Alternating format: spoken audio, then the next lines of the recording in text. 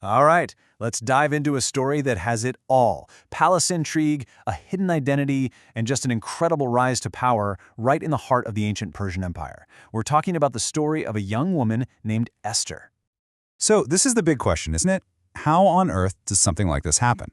You have an unknown orphan, an outsider, who somehow ends up as the most powerful woman in a massive empire. It seems totally impossible. So let's break down exactly how this incredible turn of events came to be. Okay, so where does this all kick off? Well, it starts with a crisis, a political one. The king, the mighty King Ahasuerus, actually dismisses his queen, Vashti, because she disobeyed him. And just like that, there's a huge power vacuum right at the very top. The search for a new queen is officially on. Now, the way they decide to handle this is, well, it's pretty wild. The king's advisors come up with a plan, an empire-wide search for the most beautiful young women. But let's be clear, this wasn't some romantic fairy tale. It was basically a high-stakes, transactional contest to find a new queen. And this is where our main character, Esther, enters the picture. In the middle of this massive search, a young Jewish woman living in exile gets swept up into the palace. By all accounts, she is the most unlikely candidate you could possibly imagine. Now here's a crucial detail. Esther doesn't walk into the palace announcing who she really is. Her older cousin and guardian, Mordecai, gives her some advice. Keep your Jewish identity a secret. And this turns out to be an incredibly smart, strategic move for surviving in this new and very precarious environment. And right away, this is how she set herself apart. You had all these other candidates fighting for attention, demanding special treatment and luxuries, being openly ambitious. Esther, though, she did the exact opposite. She showed humility, restraint. She was just different. You see that quiet approach? It worked. She immediately earned the respect of Hegai, the guy in charge of all the candidates.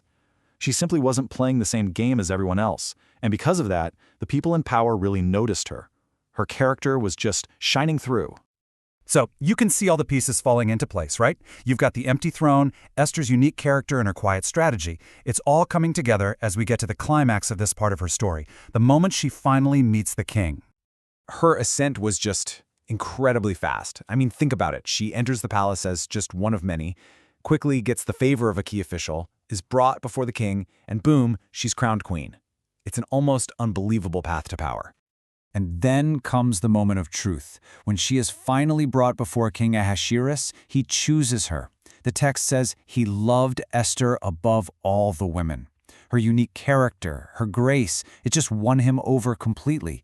The contest is over. And with that, the royal crown is placed on her head. This is that stunning reversal of fortune we've been building up to.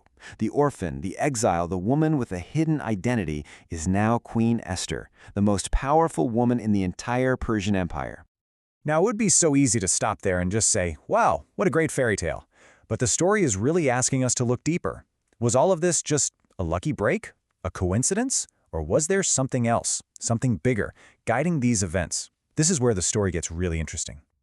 To really get what's going on here, we have to talk about an idea called divine providence. It's basically the belief that God is at work behind the scenes, directing history, working through the choices and actions of people, even when they have no idea it's happening. So when you look at the story through that lens, everything starts to look a little different.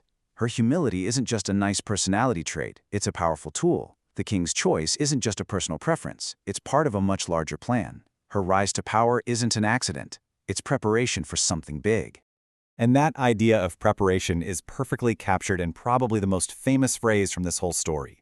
Later on, Mordecai suggests to Esther that maybe, just maybe, she came to her royal position for such a time as this. Her becoming queen wasn't the end of her story. It was just the beginning of her real purpose. And that leaves us with a really fascinating thought to chew on. We tend to think that history is shaped by big, loud, dramatic actions.